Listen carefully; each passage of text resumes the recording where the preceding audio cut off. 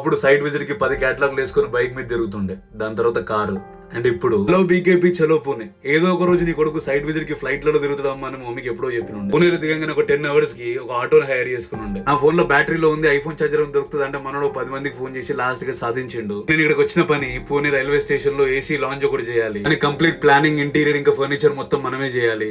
నా గెటప్ ఇంకా కాన్ఫిడెన్స్ చూసి అందరు ఆర్కిటెక్చర్ అని పిలుస్తున్నారు. ఆర్కిటెక్ట్ నయ్యూ ఆ మేరకు బానుబల్ కే బులా సక్తే అని డీటెయిల్ ఎక్స్ప్లెయిన్ చేసి డీల్ అంతా క్లోజ్ చేసుకుని ఇక కడుపులో ఆకలిని చెప్పేసి మన అవినాష్ కి ఫోన్ చేస్తే అదే మనం హైర్ చేసుకున్న ఆటో డ్రైవర్ షార్ట్ టైం లో నాకు క్లోజ్ ఫ్రెండ్ అయిపోయిండు. సాయంత్రం దాకా నా దగ్గర టైం ఉంది, పూణేలో ఏమేమి ఫేమస్ ఒక్కసారి నాకు అన్ని చూపియవా అని అంటే మనోడు పాపం చాలా కష్టపడ్డాడు. నెక్స్ట్ వీడికి ఏం చూపియాలి రోబే అని వాడే టెన్షన్ పడ్డాడు. ఆప్కో కైసా ప్లేసెస్ పసంద్ అని అడిగాడు. పూణేలో ఉన్న హిస్టారికల్ ప్లేసెస్ కొన్ని కవర్ చేసి ఉండే ఫిల్నిక్స్ మాల్ కి షాపింగ్ వెళ్ళి ఉండే. మనం నువ్వు కెఫే పట్టుకోతే దీని చుట్టూ రోజు తిరుగుతాగానే ఏ రోజు నేను పైకి రాలేని అన్నాడు. రిటర్న్ నన్ను ఎయిర్పోర్ట్ డ్రాప్ చేసే టైంలో ఎక్కడ ఫర్నిచర్ షాప్ కనిపిస్తే అక్కడ ఆపేస్తుంది. ఇంత చేసినందుకు మనకు ఒక థ్యాంక్ యూ హగ్ ఇచ్చేసి ఫైనల్ గా హైదరాబాద్ అయితే రీచ్ అయిపోయింది.